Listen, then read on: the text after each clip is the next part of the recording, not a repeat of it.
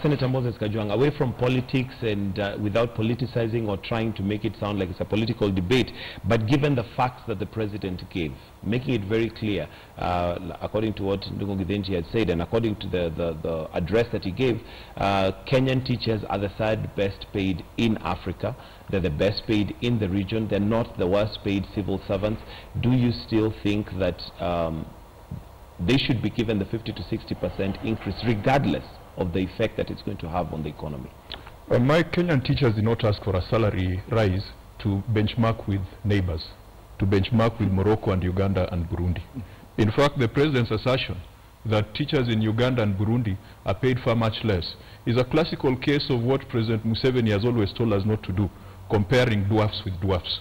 So if the teachers in Uganda and Burundi are mistreated, it should not follow that we should mistreat the teachers in Kenya.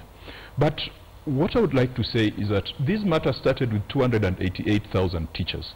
It was a conflict between the employer and the employee. Unfortunately, the president has escalated the war beyond the teachers and brought in 14 million innocent boys and girls who really have got nothing to do with this impasse, people who go to school so that they can get an education, so that they can have a meaningful future. The matter has extended, assuming these 14 million boys and girls, each of them have a parent, it has extended to about 28 million adults. It is not a CORD or a Jubilee issue. It is a national crisis. And last evening, when I heard the president was to address the nation, I suspended everything I was doing and was very expectant. In fact, even though I'm in court and we are planning to impeach the president next week, I was hoping that this time round he was going to rise above the usual pedestrian arguments that sometimes come from his political corner, and that he was going to provide a solution. Because every parent wants their children to get back to school. Mike, if you just did a rough back of the envelope calculation, assuming that each of these 14 million boys and girls cost their parents just 1,000 shillings to be picked from school and to be taken back to school later, that is 14 billion Kenya shillings. We are penny wise and pound foolish. The president brought in the issue of SRC. The SRC was an interested party in the matter that was decided by the courts on 30th of June by Justice Nderi. The SRC has been part of the proposals to give teachers a 50 to 60% pay rise, because teachers started from 300%, then they came back to 100 and 150%. So we cannot start bringing in the SRC now and saying that it has an absolute mandate. The judiciary and the courts is also a creature of our constitution, and when the judiciary has pronounced itself on a matter, it should be respected.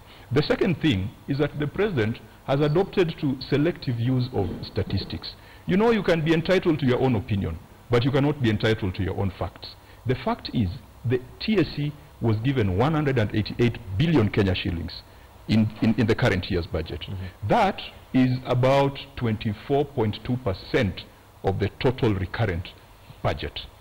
If you pay teachers 17 billion shillings more annually, that's just about a 10% increment in the TSC allocation.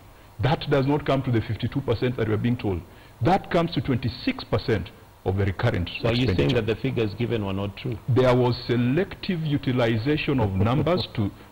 This is scaremongering, and I was extremely disappointed at the end of the president's speech, because he selectively picked numbers so that he can confuse Kenyans. I can challenge all Kenyans to go and look at the budget. Are those figures factual? It is not. They are not correct. They are not correct.